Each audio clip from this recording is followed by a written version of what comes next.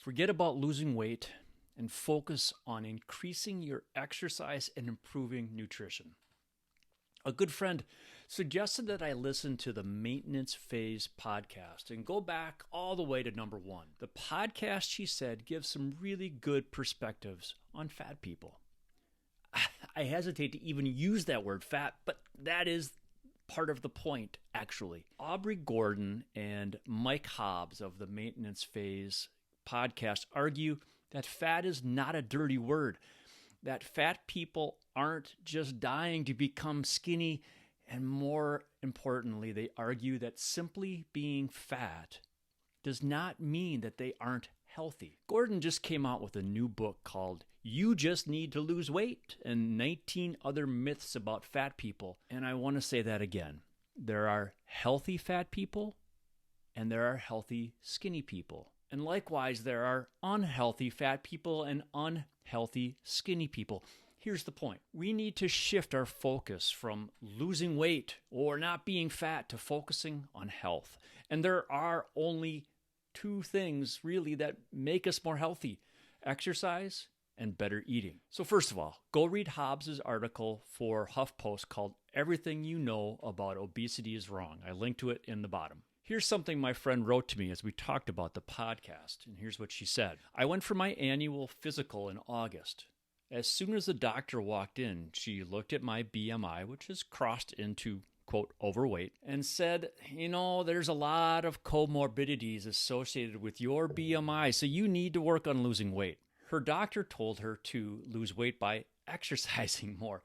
That's the problem. The problem that my friend walks, runs, bikes, swims, lifts weights, does yoga every week. She eats very healthy. In fact, she struggles to eat enough during the day. Her doctor's immediate comment based on BMI is a common response to people society considers overweight. I got to admit, this is a bit of a challenging idea for me as a trainer and a coach. I grew up with the idea that if you are fat, you can simply make changes in your diet or exercise, blah, blah, blah, blah, blah, and you will magically be the right size for you. But what I'm learning is that weight loss is really complicated and fraught with pseudoscience and myths and lies disguised as marketing. That first podcast literally changed my thinking. The myths get so ingrained, especially among women, that people's self-esteem and sense of self get totally changed by the idea of weight. Here's the reality from Hobbs' article. Quote, since 1959, research has shown that 95 to 98% of attempts to lose weight fail, and that 2/3 of dieters gain back more than they lost. The reasons are biological and irreversible, unquote. So here's what I'm going to focus on as I learn more about the challenges of fat shaming and fat people. The goal of coaching cyclists and runners is to improve performance and health. The goal of boot camps is to improve health and fitness. The way to better health is simply exercise and better eating. This means exercising at least 3 days a week where you increase your heart rate, you lift heavy weights, or generally move. And your food intake is a good balance of protein, carbohydrates, and fats.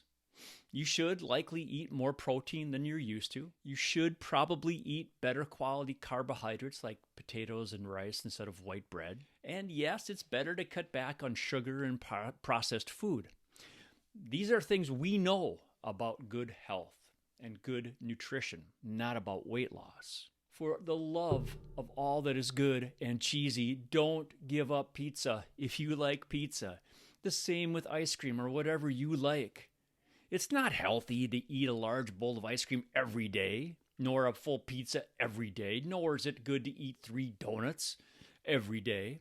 Those are not healthy dietary choices, regardless of your weight. Those choices should have nothing to do with your weight, just your health. This is how I'm going to work to approach a couple of my clients who want to lose some weight. We're going to figure out how to build good exercise, good nutrition, and I'm going to focus my language on the progress we make for both of those people. I am working to understand my words when I talk with them about weight loss, and I will focus on how the exercise is going without using weight as a marker of success or not success. So here are 3 takeaways for me. Your goal in life is to become healthy and fit through regular exercise or training, how you do it, and good eating habits. 2, acknowledge that we all have different shapes and sizes, and that if you show up for exercise class or show up to ride or run, you have won today. And number 3, we all have a lot to learn from listening to people and never assuming anything about their past experiences, whether they're fat, skinny, tall, short, or anywhere in between. Thanks for listening. I appreciate it. If you like this video, if you like the kind of articles, please share and like below and subscribe. This kind of thing is what we can talk about in a virtual coffee. So look for the link and for the free 30-minute session below.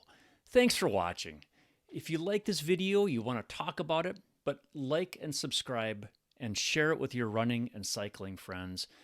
Leave some comments. Let me know what you think. I hope to see you out on the road or dirt sometime soon. Thanks.